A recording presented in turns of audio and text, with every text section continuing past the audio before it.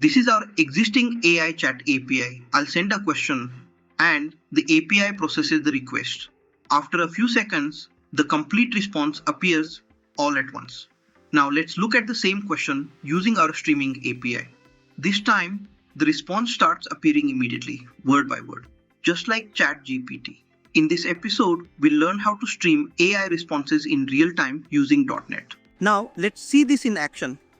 I'm going to ask a simple question. Explain dependency injection in .NET with a simple code example.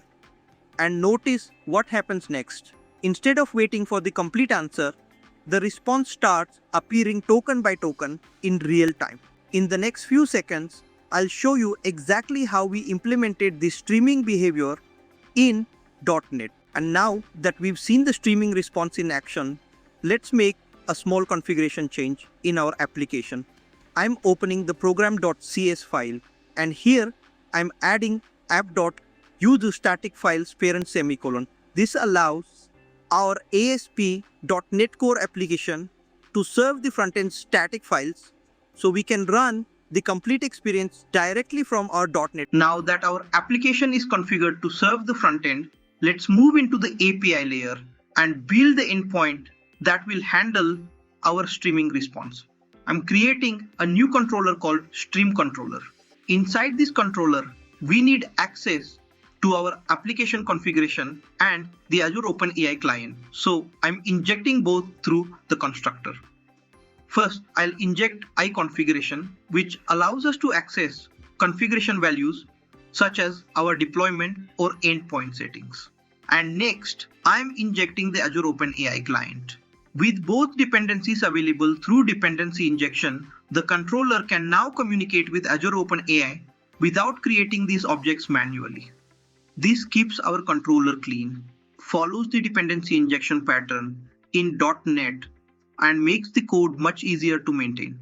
Now that our controller has everything it needs, let's move on to creating the streaming endpoint and see how we can send the AI response back to the browser in real time. Now that our stream controller is ready, let's create the endpoint that will handle our streaming chat request. I'm adding an HTTP post endpoint and defining the root as chat. Next, I'm creating the stream chat method. I'm making this method asynchronous because we'll be calling Azure OpenAI and processing the response asynchronously. Now I'm adding our chat request parameter and using from body. This tells ASP.NET Core to take the request data from the HTTP request body and map it to our chat request object. So when the user enters a question in the chat interface, that question will be sent to this endpoint and received through chat requests. At this stage, I'm keeping the method body empty because we'll add the actual streaming implementation in the next step. Let's quickly review what we have. We have a post endpoint, the chat route, an asynchronous method, and our request model. This gives us the basic API structure we need for our real-time chat experience. With our stream chat endpoint ready, let's continue by adding the streaming logic inside the method. The first step is to validate the incoming message. I'm checking whether chat request.message is null, empty, or contains only white space. If the message is invalid, I'll return a 400 status code and stop processing the request. This prevents us from sending an empty request to Azure OpenAI. Next, I'm configuring the HTTP response for streaming. I'm setting the content type to text/event-stream.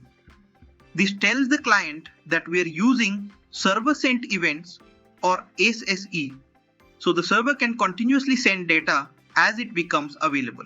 I'm also setting cache control to no cache to prevent the response from being cached.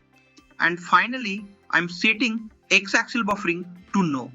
This helps prevent proxy buffering, allowing the client to receive the response immediately. With these settings in place, our endpoint is ready for the Azure OpenAI streaming logic, which we'll add next. Now the interesting part begins. In the next step, we'll connect this endpoint to Azure OpenAI, send the user's question, and start streaming the response back to the client as the tokens are generated. That's where we'll see our ChatGPT-style streaming experience come together. Here, I'm reading the deployment name from our configuration using iConfiguration. This keeps the deployment name outside our code so it can be easily changed through configuration. Next, I'm creating a list of chat messages. The first message is a system chat message where I'm defining the assistant's behavior as a helpful assistant. Then I'm adding a user chat message containing the message received from our API request. So we now have both the system instruction and the user's question ready. In the next step, we'll send these messages to Azure OpenAI and process the response as a stream. With our chat client and messages ready, let's implement the most important part, streaming the response from Azure OpenAI. I am adding a comment here to highlight that this section is responsible for streaming the tokens. The key difference from a normal completion call is that I'm using complete chat streaming async instead of complete chat async. This allows us to receive the response in smaller updates as Azure OpenAI generates it. Now I'm using await for each to iterate through those updates asynchronously. For each update, I am going through the content update collection. Each update can contain a piece of the generated response. So I'm checking whether the text is available. I'm adding a simple condition here to make sure the text isn't null or empty. Once we have the text, the next step is to serialize it. I'm using JSON serializer.serialize so that the text can be safely sent as JSON to the front end.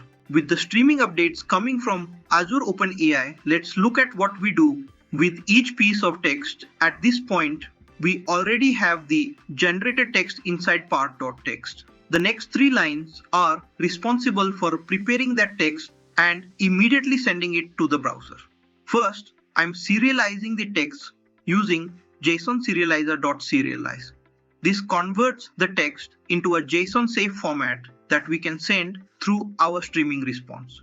Next, I'm writing the serialized value to the HTTP response. Notice the data prefix here.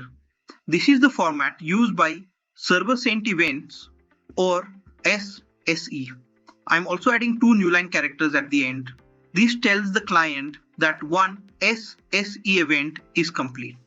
And finally, we need to make sure the data is sent immediately. That's why I'm calling response.body.flush async parents. Without flushing, the server or an intermediate proxy may keep the data in a buffer instead of delivering it immediately. Finally, once the complete response has been streamed, we need to tell the front end that the stream is finished. I'm sending a done event and flushing it immediately so the client knows there are no more tokens to process. And with that, our stream chat endpoint is complete. We've configured the request validation, SSE response, Azure OpenAI connection, and token by token streaming. Now, let's put everything together and jump into the final demo to see the response streaming live, just like ChatGPT. Our application is running, so let's test the streaming endpoint. I've opened the Scalar API documentation and I'm going to call our stream chat endpoint directly from here. For the first test, I'll ask explain async/await versus task.run in dotnet in 3 bullet points. And when I send the request, notice how the response starts appearing immediately instead of waiting for the complete answer. Now I'll run the same question again, but this time I'll ask for 10 bullet points. This gives us a larger response, making the streaming behavior even easier to see. As the answer is generated, each part is displayed progressively in real time. And that's exactly what we wanted, a responsive ChatGPT-style streaming experience powered by Azure OpenAI and .NET. The backend streaming endpoint is working. Let's make a few front-end changes to consume that streamed response. I'm creating a www root folder and adding a new file called stream-demo.html.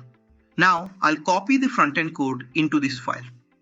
First, you can see the style sheet which gives our page a simple and clean chat style layout. Next, we have the action button. When the user clicks this button, the onClick event triggers the JavaScript function that sends the request to our API. We also have an input field where the user can type a question with a placeholder to guide the user. Behind the scenes, this frontend calls our StreamChat endpoint and reads the response as it arrives. So these are the main changes we need on the front end to support our streaming API. With the code in place, let's run the application again and test the complete flow.